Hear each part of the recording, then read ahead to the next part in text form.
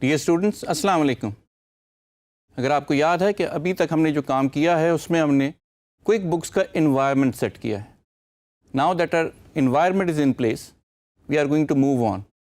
There are some terms and terminologies which we wish that you understand before we continue with our QuickBooks. جب بھی آپ کوئی چیز صحیح سلیقے اور طریقے سے کرتے ہیں تو اس کو آپ کہیں نہ کہیں نوٹ ضرور کرتے ہیں۔ اس کی سب سے بڑی مثال کرکٹ کا میچ۔ کرکٹ کے میچ میں جب بھی آپ کرکٹ کی دو ٹیموں کو آپ نے سامنے دیکھتے ہیں تو ایک اور فرد جس کا بہت اہم کردار ہے وہ ہے اسکورر۔ اسکورر نہ صرف ہر کھلاڑی کے رنز بلکہ ہر بالر کی کتنی گیند ہوئی ہیں سب کا ریکارڈ رکھتا ہے، اور یہ بھی دیکھتا ہے کہ کتنی نو بالیں، وائڈ بالیں، لیگ بائز، یہ تمام چیزیں ہوئی ہیں۔ اس کا کام اس پورے شو میں اس بندے کا ہے جو کہ ایک ریکارڈ کیپر۔ اسی طرح ہمارا کوئک بکس سافٹ ویئر ایک ریکارڈ کیپنگ کر رہا ہے۔ یہ ریکارڈ کیپنگ کس کی کر رہا ہے؟ یہ کر رہا ہے اکاؤنٹنگ کی۔ جس طرح سے اسکورر ہر چیز کو کوئی نہ کوئی نام دے کے اس کا سارا حساب رکھ رہا ہے، ہمارے پاس بھی بالکل اسی طرح کوئک بکس تمام چیزوں کا نام دے کے ان کا حساب کتاب اکاؤنٹس کے ریکارڈ کے طور پہ رکھ رہا ہے۔ آئیے دیکھتے ہیں اس ریکارڈ کیپنگ کو جس طریقے سے مینیج کیا جاتا ہے اس کو کیا کہتے ہیں۔ آج کا ہمارا ٹاپک جیسے آپ نے پتا ہے what is chart of account. Chart of account وہ بنیاد ہے جس کے اوپر ہماری ساری اکاؤنٹنگ اور کوئک بکس چلتی ہے۔ آپ کو یاد ہوگا کہ جب ہم نے کمپنی سیٹ اپ کی تھی تو بہت سارے کام کیے تھے، ان میں سے ایک کام جس پہ ہم گزر گئے تھے وہ تھا setting up of chart of account. Chart of account کی ضرورت کیا پیش آتی ہے؟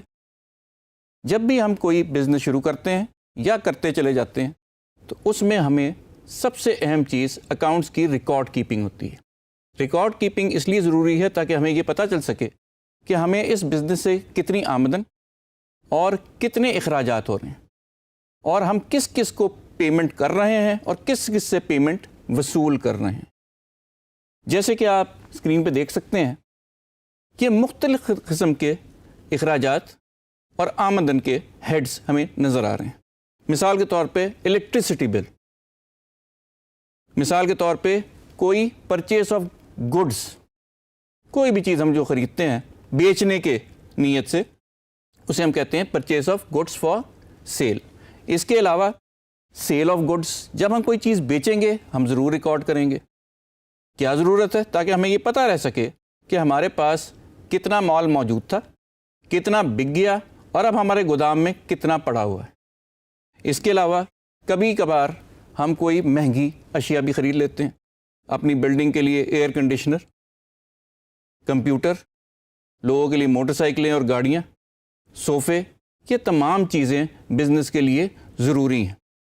اسی کے ساتھ ساتھ روزمرہ کے استعمال کے لیے اسٹیشنری، کاغذ، پینسل، آپ کی تمام چیزیں جو آپ استعمال میں لاتے ہیں وہ ہم ساتھ ساتھ خریدتے جاتے ہیں، اور بزنس اسی طرح چلتا ہے۔ اسی طرح کبھی کبھار ہم اپنے ساتھیوں کو، کوئی ہمارے گیسٹ آئے ہوں، ان کو ہم ڈنر یا لنچ پہ لے جاتے ہیں۔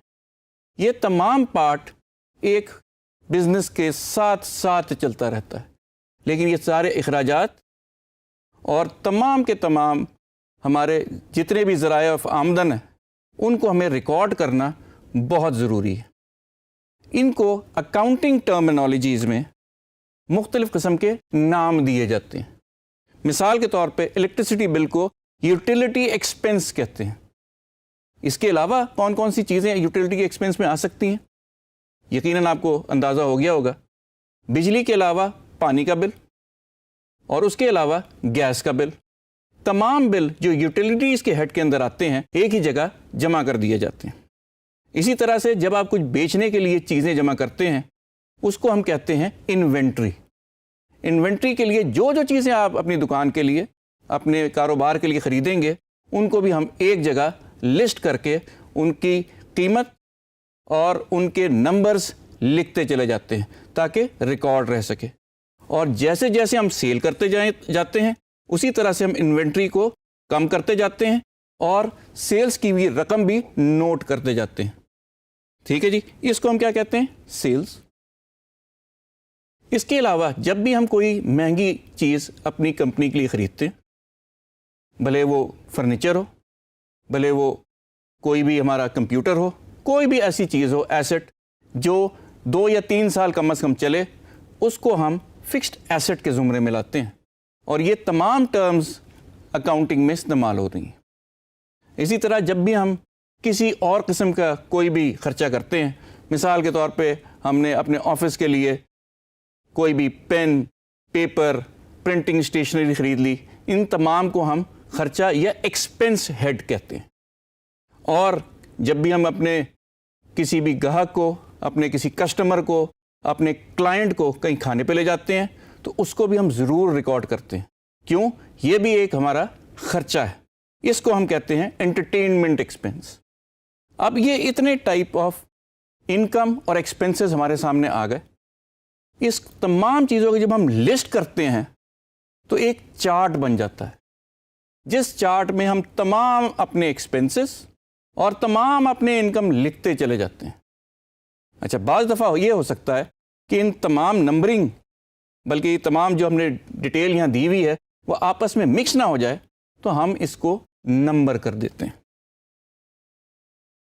اس نمبرڈ اسکیم کو ہم کہتے ہیں چارٹ آف اکاؤنٹس، جس میں کہ ہمارے تمام اخراجات، تمام آمدن، اور اس کے علاوہ اگر ہم نے کسی کو پیسہ دینا ہے اس کی لسٹ، اگر ہم نے کسی سے پیسہ لینا ہے اس کی لسٹ، اور سب سے اہم جتنے پیسے ہم نے اپنی جیب سے اس بزنس میں لگائے ہیں یا ہم نے کسی سے قرض لے کے بزنس میں لگائے ہیں، ان تمام کی لسٹ ایک آدھ جگہ موجود ہونی ضروری ہے۔ اس کے بغیر کوئی بھی حساب کتاب یا اکاؤنٹنگ رکھنا ممکن نہیں ہوتا۔ اس طریقہ کار کو جس کے اوپر ہم کام کرتے ہیں، اور اس پوری اکاؤنٹنگ کی جو بیس ہے وہ چارٹ آف اکاؤنٹ پہ ہے۔ آپ کے جتنے بھی انکم یا ایکسپنس ہوگا وہ ہم کہیں نہ کہیں ریکارڈ ضرور کریں گے، اور ریکارڈنگ کے جو ہیڈز ہیں وہ کہلاتے ہیں chart of accounts. The core of your accounting system is going to be chart of account, جس کے اوپر آپ کا تمام اکاؤنٹنگ کی عمارت کھڑی ہوگی۔ اچھا، ہم نے یہی کام جب ہم ایک اپنی کمپنی سیٹ اپ کر رہے تھے تو کوئک بکس کے اندر کیا تھا۔ وہ ہم نے کام کس طرح سے کیا؟ جب ہم ڈیفائن کر رہے تھے کہ ہماری کمپنی کس ٹائپ کا کام کرے گی، اگر آپ کو یہ اسکرین یاد ہو جو ہمیں ابھی نظر آ رہی ہے، تو ہم نے چوز کیا تھا کہ کنسٹرکشن کا ہم کام کریں گے۔ جیسے ہی آپ نے کمپنی کا کام کا تعین کیا اور سلیکشن کی، تو کوئک بکس کے پاس جو اسٹینڈرڈ چارٹ آف اکاؤنٹ موجود ہے اور جو لنکڈ ہے کنسٹرکشن بزنس کے ساتھ، وہ آپ نے خود بخود چوز کر لیا ہے اپنے کام کے لیے۔ یہ اسٹینڈرڈ چارٹ آف اکاؤنٹ اب آپ کے ساتھ اس کوئک بکس کے کمپنی کے ساتھ ایسوسیٹڈ ہے، کنیکٹڈ ہے۔ اس کا یہ مطلب نہیں ہے کہ اب آپ کا کام ختم ہو گیا، آپ اس چارٹ آف اکاؤنٹ میں اضافہ بھی کر سکتے ہیں اور حسب ضرورت کمی بھی کر سکتے ہیں، لیکن آپ کو ایک بنا بنایا chart of account QuickBooks دے رہا ہے۔ کوئک بکس ہمیں یہ چارٹ آف اکاؤنٹ کیوں دے رہا ہے؟ اس کی ریزن یہ ہے کہ آگے جا کے آپ کو اندازہ ہوگا کہ ہماری ساری رپورٹنگ جو ہم بعد میں profit and loss, balance sheet, ان تمام فائنینشیل اسٹیٹمنٹس کی کریں گے، وہ تمام کی تمام کا بیس چارٹ آف اکاؤنٹ سے نکلنے والا ڈیٹا ہوگا۔ اسی طرح جب ہم نے یہ کوئک بکس میں اپنا کمپنی کریٹ کرتے ہیں تو ہمارے ساتھ جو ایسوسیٹڈ چارٹ آف اکاؤنٹ ہے وہ آپ کو اس وقت اسکرین پہ نظر آ رہا ہے۔ یہ آپ کسی بھی وقت ہوم پیج پہ جا کے دیکھ سکتے ہیں کہ میرے ساتھ کون سا چارٹ آف اکاؤنٹ ایسوسیٹڈ ہے اور کیا یہ میری ساری ریکوائرمنٹیں پوری کر رہا ہے۔ عام طور پہ یہ ساری ریکوائرمنٹیں پوری نہیں کر رہا ہوتا، لیکن آپ کیونکہ اب نالجبل ہیں، now that you know how to proceed and how to engage with chart of account, you can add any number of items in the chart of account as per your requirement۔ جو آپ کی requirement ہے آپ اس میں add کر دیں، جو غیر ضروری ہیں ان کو یا ڈیلیٹ کر دیں یا ان ایکٹیو کر دیں۔